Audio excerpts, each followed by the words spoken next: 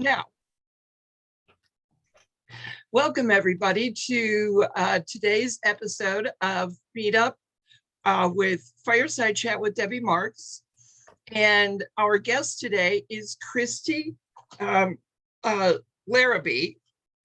And she is a speaker and also an author. And she's going to give us a quick bio, and then we're going to start the interview process with her. And so I welcome you all to Fireside Chat with Debbie Marks today. And Kristi, take it away. Okay, yeah, I'm Kristi, and I live in Rome, Georgia, with my husband of 22 years and our 12-year-old son, and 3 dogs. And that's about it. I'm an author, speaker, hopefully to be a coach at some point. But yeah. Okay. Well, so now I'm going to ask you the first question. Okay.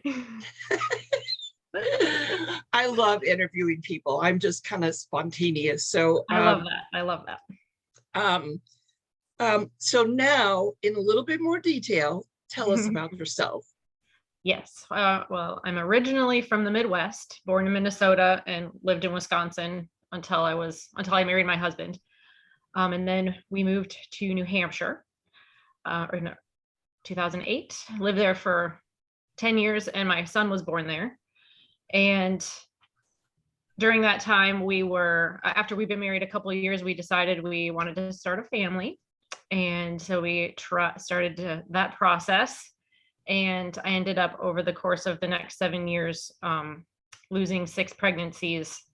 So it was a lot of ups and downs emotionally during that time on our journey to have a family.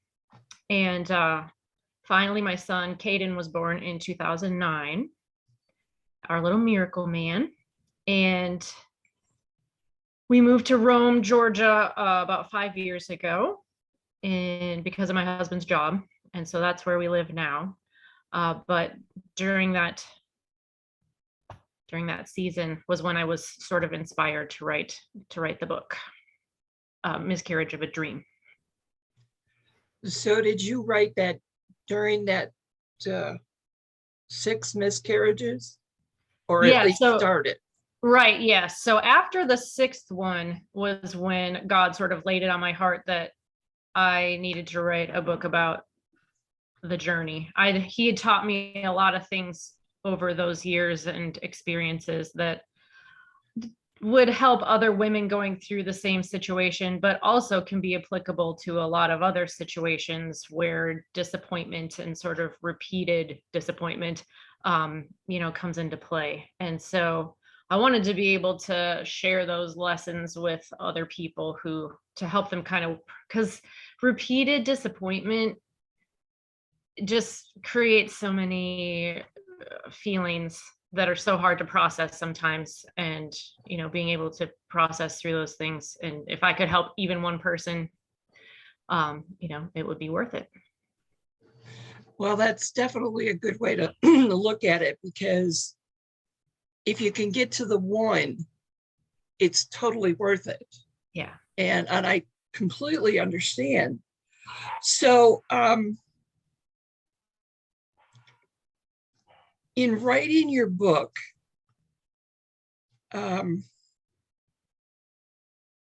so you said your son is 12 years old now? 12, yes. So, okay. So how long did it take you to write this book? Well, so I originally wrote basically a testimony type book, which was titled Acceptance. And that was basically it went through my whole journey and everything that I went through emotionally and physically, and just kind of, that was more geared toward other women that were going through the same kind of situation. And I published that book when I started writing it when my son. Actually, I started writing it right around the time I got pregnant with my son, and obviously it was really difficult to go through all those experiences again and sort of churn up all of those feelings and relive it all over again. So it kind of took me a while to write it, because I would write a little bit of it, and then it would just be kind of too much to deal with, and I needed to take a break. And so, and originally I kind of wanted to write it almost like a third person story where I was telling, because I didn't want to have to go through it and relive it and feel all those things all over again. But then, I kind of realized it wouldn't have as much emotional impact and authenticity if I didn't sort of just make it use the first person. So when he was 2, I published that book, and then didn't really do a whole lot of marketing with it. So it kind of just sat. And then a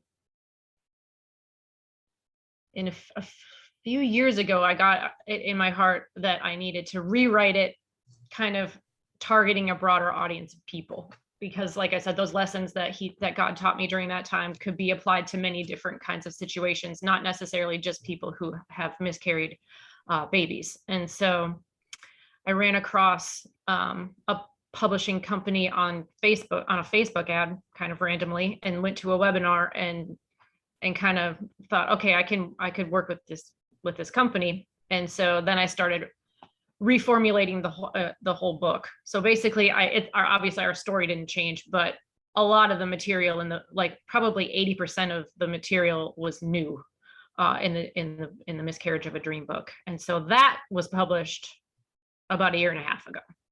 So it's been kind of an interesting process, a long process. Did did you publish that through Carrie? I did. Yep. Author Academy Elite. Yes, ma'am. Awesome.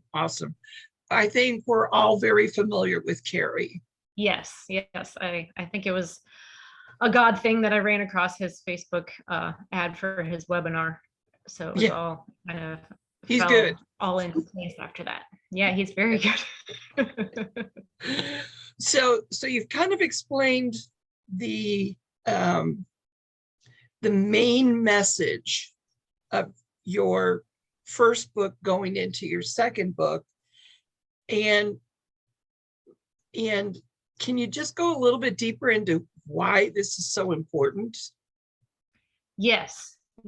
So when you have all these feelings, when you've experienced major disappointment, even one time of major disappointment, but especially repeated times where, it could be you've got, a loved one that's in a time of addiction, and you get your hopes up that, this time they're going to kick it, and they go to rehab, and then they fail, and then you feel that repeated disappointment.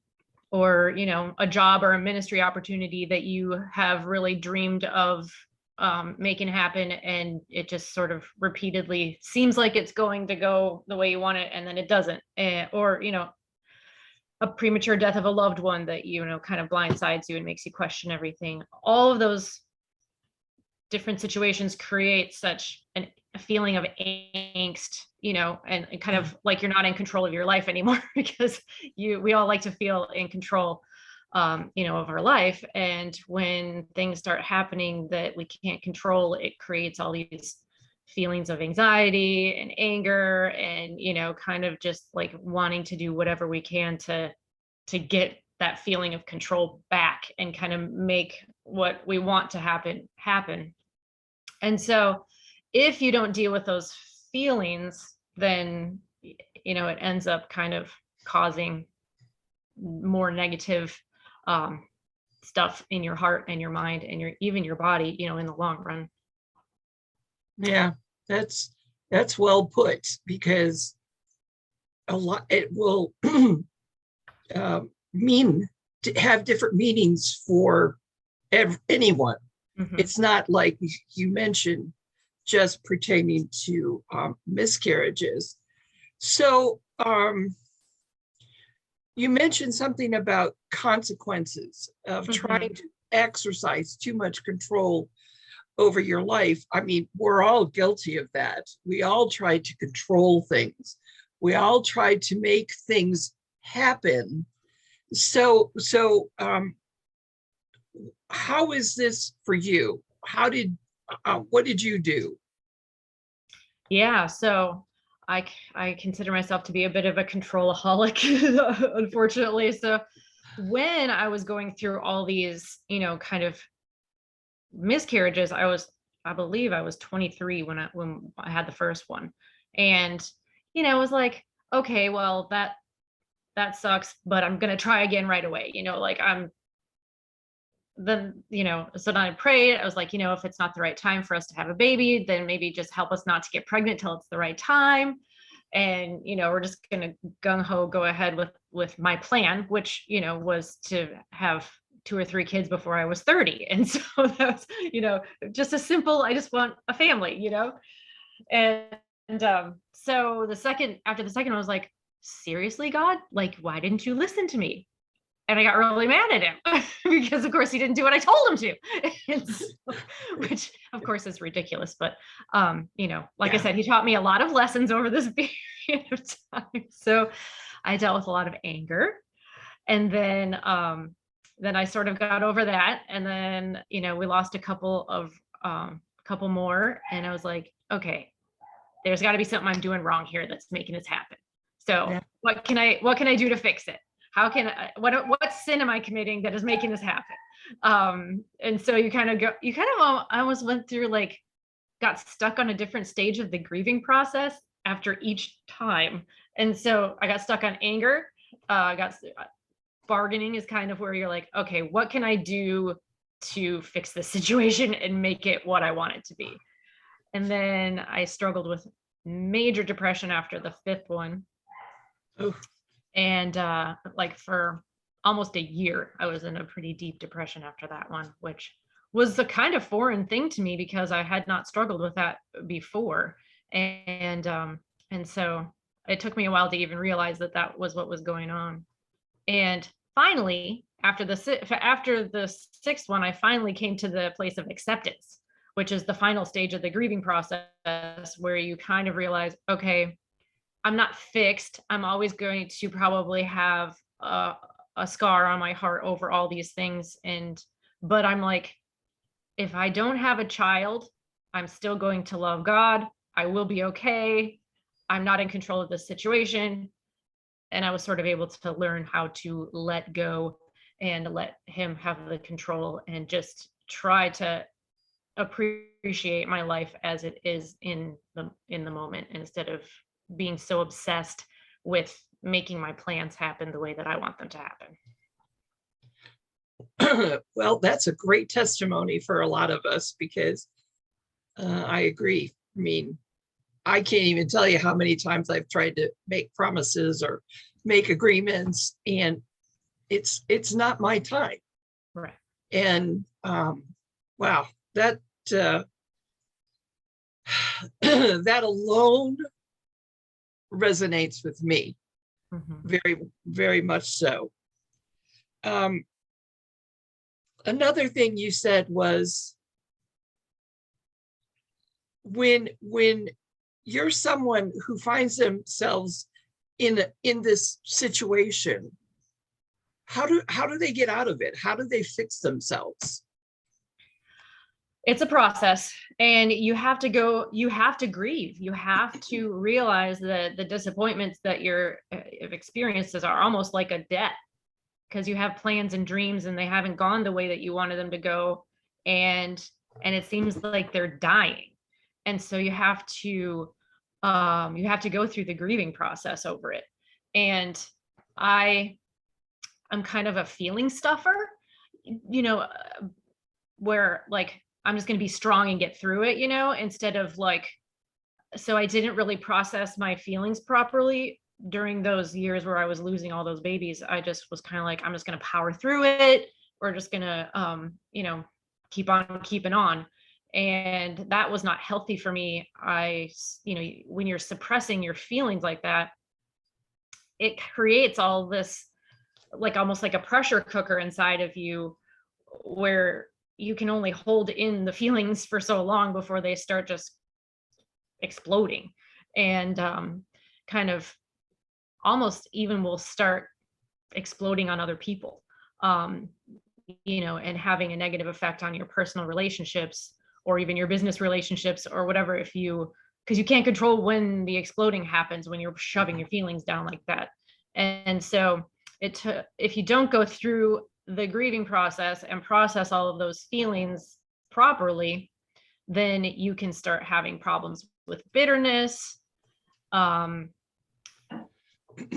can start getting chronic anxiety, chronic even some of your personal relationships might end. My husband and I almost ended up getting divorced when my son was about 1 year old, because I was exploding my feelings randomly all over the place, and it wasn't healthy for our relationship. So I ended up having to go to counseling. And I'm highly in favor of people seeking out that option, getting some, talking to somebody, and journaling. My counselor was really stressing, getting the feelings out so that you don't explode. And you can even end up causing yourself health problems by holding in all those negative emotions. So it's so important to process all that. I agree with that also, because I will just, myself as an example, when you hold in all of these feelings about a situation, and all of a sudden one day, like a pressure cooker, it just explodes and everything comes out, but it doesn't come out the way you want it to sound right. Mm-hmm. Mm-hmm. It makes no sense. And again, I will agree, everyone, you can't be afraid to seek help. You can't handle it on your own. And again, I'm in favor of exactly what you said. So you've gone through 6 losses, and so you mentioned again, you're grieving, you've lost dreams. So how important is that, to grieving your lost dreams important? I think it is vital, because you can't move on into the freedom of letting go and letting God. Well, I'm a Christian, and my audience is Christian women. So I'm going, I'm focusing on the God thing. But if people don't believe that, that's okay. It's okay. We still don't have control over everything, no matter what you believe does have control over everything. So if I lost my train of thought.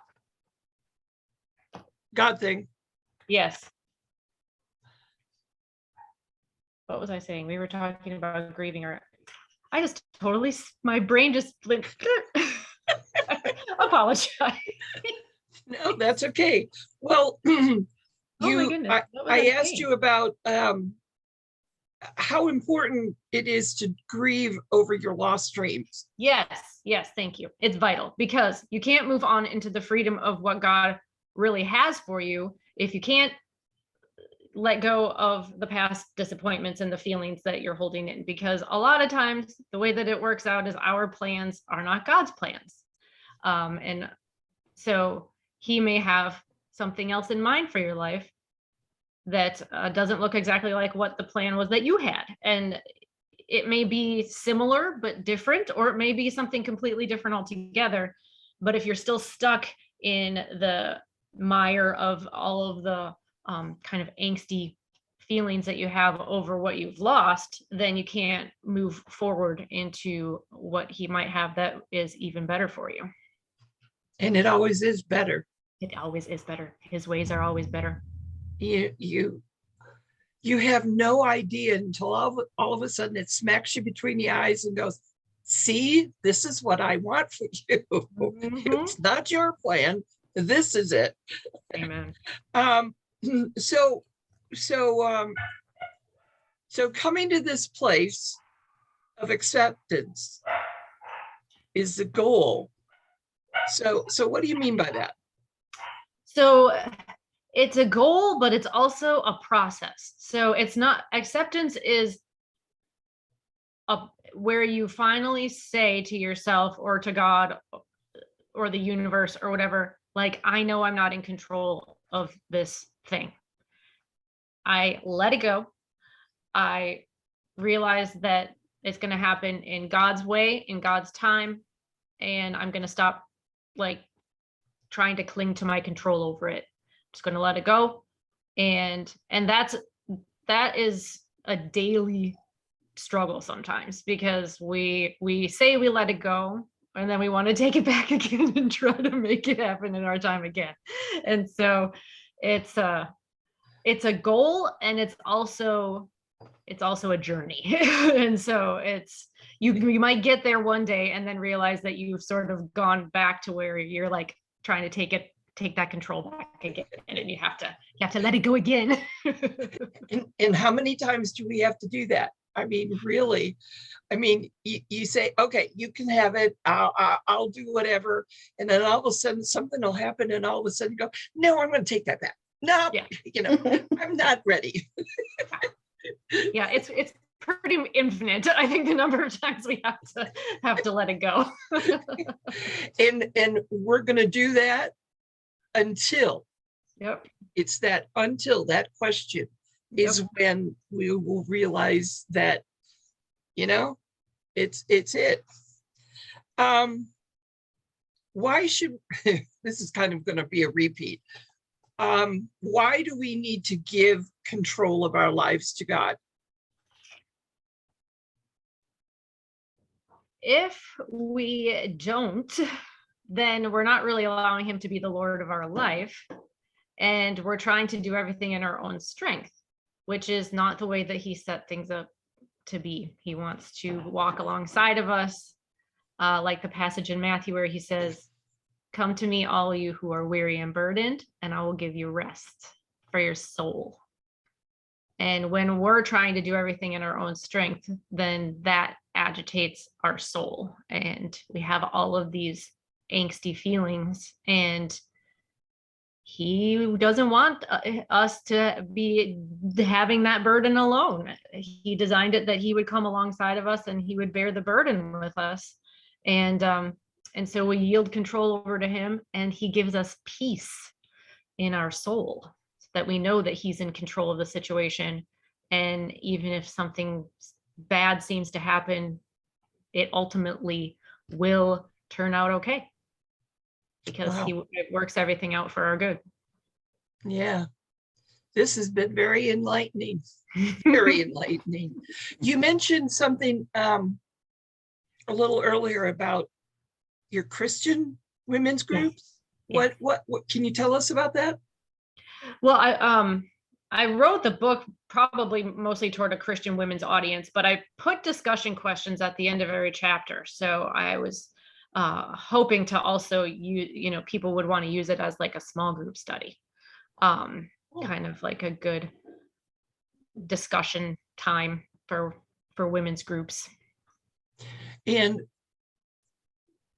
it wouldn't necessarily pertain, those questions, to just the subject of the book, miscarriages. It could be in regards to any. Oh, absolutely. Yes. The whole book is my story of miscarriages is one of a few other examples that I use in the story to illustrate different points. And so the book isn't focused necessarily only on miscarriage. It's really focused on the angsty feelings that any kind of disappointment creates in our soul, and how to sort of go from angst to acceptance. And so all the questions are completely not related to miscarriage in any way. Now, do you have a group started that you're actually using this book as a class or Bible study? I'm hoping to do that at our church this fall, actually. Oh, that would be great. Yes, I'm very excited about it. Now, are you going to do it in person, or are you going to do it as a Zoom class? Well, that particular one would be in person, but it would be kind of fun to do like a virtual one. Yes, it would. Yeah, definitely. I'm going to put that plug in there. I think it's a great one. Yeah, well, And yeah, absolutely. Kathy was able to talk, she would probably agree. And how can people buy your book? It's available wherever books are sold. If it's not in the store, they can order it, or it's on Amazon, Barnes and Noble, .com or whatever, all of the main places where you get your books. And it's on Kindle or print, soft cover and hardcover. Okay. And the other thing, that I'm sure a lot of these folks on would like to reach out to you. How would they do that? If you were Absolutely. able, could you put that in the chat window so that they could reach out to you that way? That way it Absolutely. will go to all of us. My website, KristiLarrabee.com. And I'm on Facebook. Let's see. Kristi, oops. Sorry, I should have asked you this earlier. No worries. Kristi Larrabee author is where I am on Facebook. Okay, cool. That's awesome. That'll be helpful for I'd love everyone. To connect. Now, I would like to open up everybody's mute. Everybody could unmute and ask Kristi any questions that they might have. I love this question and answer afterwards because it's a lot of fun. Oh, yes. Sally, Diane, I don't know if Kathy's free yet, but do you guys have any questions for Kristi or comments? No, I just want to say thank you. It really resonated with me. I've had several losses in my life, including a baby and trouble getting pregnant. So it's good you're doing that, helping other women. Thank you. I'm sorry you had to go through that. Diane? Well, this also resonated with me too. And I agree with you, Kristi, that God has a plan that we cannot see. And he's working that together for our good. Your story resonated with me because I've lost 3 children, 2 miscarriages, and then one was a full-term infant. And I can relate to the loss of dreams. Everything that you had hoped and planned for that baby. And then suddenly at the end, it's gone. But, looking back, I can see that God can weave everything to his good. And I also went through counseling, and I joined a grief loss group for mothers, which was very helpful. Oh, I'm glad. Yeah, thank you for your story. Oh, thank you. Thank you. Hey, Kathy, how are you? Hi, Kathy. Good. I've got a full house of guests. So we've been working with guests most of today. They're in for a big wedding and they're hanging out at the house today. So normally my guests leave and I have my time, but today they're hanging out, but that's good. So we've visited and it's been a wonderful morning and afternoon. So Kristi, it's good to see you again. I interviewed you on our Ohio Writers Guild. And so I love hearing your story. I love watching you and seeing how your business is unfolding. And we're so happy to have you today. I love your story. I just left a review on Amazon for your book, Miscarriage of a Dream. And I just think your message is so important and so powerful. And I really believe all of us have had dreams. It's part of it is a maturity level as we mature through our teens and into our 20s. We have a vision of what we think life is supposed to look like, and sometimes it, if we don't get past that, it can affect us the rest of our lives, and no matter what those dreams were. And yours were so heart-wrenching that just kudos to you for reliving that pain and putting it into a message that's going to help so many folks. So Kristi, thank you for being here, and no real questions, but just lots of kudos. Thank you, Kristi. Thank you so much, Kathy. I want to thank everybody for being here today. And Kristi, I just loved hearing your story. Thank you again for sharing. And I think it was just like one of those God things when I was going through and I happened to see your story with the Ohio Writers Guild, and I go, that's who I'm going to have. And that's when I got in touch with you. So, I'm so it's glad you always did. God. God has a hand in everything. He sure does. So thanks, everybody. This recording will be on my YouTube channel. And I'm going to go back into my meetup group to make sure that the link to the YouTube channel is in working order. And again, thank you, everybody. I'm going to stop recording now.